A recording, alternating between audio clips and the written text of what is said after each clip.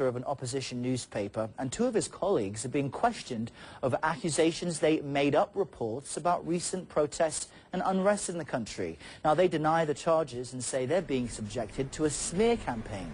The Bahrain Center for Human Rights says 400 people have been jailed or have gone missing since the government imposed a state of national safety. Well, a CNN crew recently went to Bahrain for a story about Middle East bloggers, activists and revolutions. But most of the sources who had agreed to talk couldn't be found. As Amber Lyon explains, she and her crew were also detained. Flying into Bahrain, our plane was largely empty. You definitely know you're heading into an area of unrest when you are one of the only people on the plane headed to that country. On the streets, we discovered an eerie silence. Almost no tourists in the hotels. A strict curfew and military checkpoints. No signs of protests, but we were to find out that the unrest here has not ended. It's just been silenced. We've come across a lot of military checkpoints just driving around here, and you see the guys standing there with their guns, and they're all wearing masks covering their face. We'd arranged a series of interviews, but most of the sources who had agreed to talk to us disappeared. Family members or others close to them say they had been arrested or gone into hiding after masked machine gun-toting security forces raided their homes and threatened them. The Bahrain Center for Human Rights says more than 460 people have been detained in recent weeks. Nurses who treated wounded protesters, doctors, bloggers, a poet. Nabil Rajab of the Bahrain Center for Human Rights says that there's fear these people are being tortured. There are people who were hanged for a month, and they were electrocuted and sexually harassed and assaulted, and this is the way they are treated inside Bahraini prisons. We tried to investigate these arrests ourselves, but our second day in Bahrain, helicopters hovered overhead as we stood in the street outside Nabil Rajab's home. Suddenly, half a dozen military and police vehicles surrounded us. About 20 men in black ski masks, some wearing civilian clothing, pointed machine guns at us. They forced us to get on the ground at gunpoint. They erased all the video they found. Then we were taken to a police station and interrogated for nearly 6 hours before being released. Bahrain's foreign minister couldn't tell us why we were arrested. To scare somebody not to say anything, or to scare someone not to express his views. This is not a government policy. We asked him about the missing.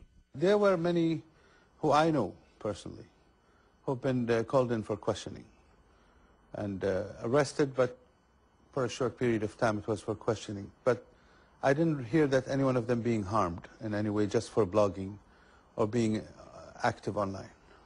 From this point on, government minders were attached to our team at all times. They would not allow us to film any of the tanks or military. Yeah. What's that? No, there's a tanker down there. There's a tanker where? Yeah. A tank. This doesn't want you to film. I don't want them to come to you. And Come on, we have. How can we not shoot this stuff? no. And our minders told us that there were no protests. If there's Can we do the a protest protest, today, can we Lieutenant? film the protest? What process? There's no process. Say to us to do the process. Instead, our minders brought us to see the nice things in Bahrain.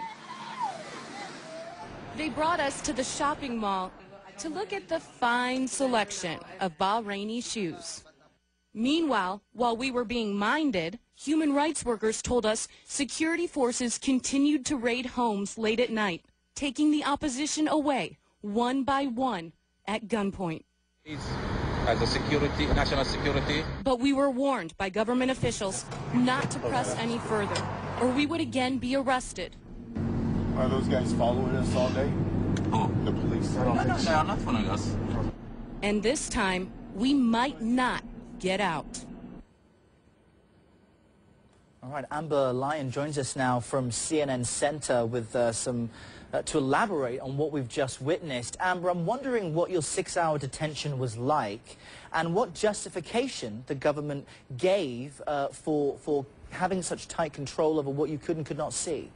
Well, to this day, we haven't been given any justification as to our arrest, and they say that right now, due to matters of national security, that's why they're preventing the media from really getting to see the overall picture of what's going on in the country right now. When we were in detention for those 6 hours, we were treated well. We weren't harmed. And we were each taken away one by one individually and questioned. At some points we were asked pretty personal questions about our religion and whether we were married, had families. After that, we were released after those 6 hours to go back out and start filming. But as you saw in the piece, we were extremely limited in what we were able to shoot. Errol? And of course the issue in Bahrain is there is a Shia majority that is ruled by the Sunni minority. I know that you were able to put some more content together for us. What will we look forward to tomorrow? Well, tomorrow we're going to show you one of our stories from when we were able to venture into one of these Shia villages, an area that the government didn't want us to see. And we found an overall fear among the residents there in going to the hospital because the military's taken over one of the biggest hospitals in Bahrain. So we found people who are treating themselves. Some of them have bullet wounds at home because they'd rather do that than enter one of these hospitals because they fear they're going to be arrested. And another thing to mention too, over the weekend we learned that Nabil Rajab, the human rights activist whose house we were detained outside of, was referred to the military for prosecution, and this referral came after Rajab published pictures on Facebook of a man who died in police custody whose body appeared to show signs of torture. The Bahraini government says the images were fabricated. We've got pictures of the government's photos and Nabil's photos. You're looking at his right now. Those were posted by Nabil and several activists online. You can see obvious markings of apparent signs of torture. Now, that picture you're looking at right now, that came from the Bahraini government. They say that was taken by the medical examiner. They say this man who died over the weekend was not tortured, was rather an unruly prisoner, and guards were trying to detain him, and that's when he passed away. Now, regardless of the veracity of these photos, just 9 days ago, I interviewed the foreign minister in Bahrain, Sheikh Khalid, and he told me directly that the citizens of Bahrain have complete freedom of speech online, yet you look at the situation with Rajab and they are trying to criminally prosecute him for a tweet. It doesn't really add up, Earl. Right, and the government is able to make these claims as they control what CNN tries to cover, as Amber Lyon there tries to get complete control. We were completely controlled after that. It was very hard to cover what was going on. Thankfully, though, as we said earlier, we were able to get into one of these villages before we were detained, and we'll bring you that story tomorrow. All right, fantastic. Amber, thank you very much.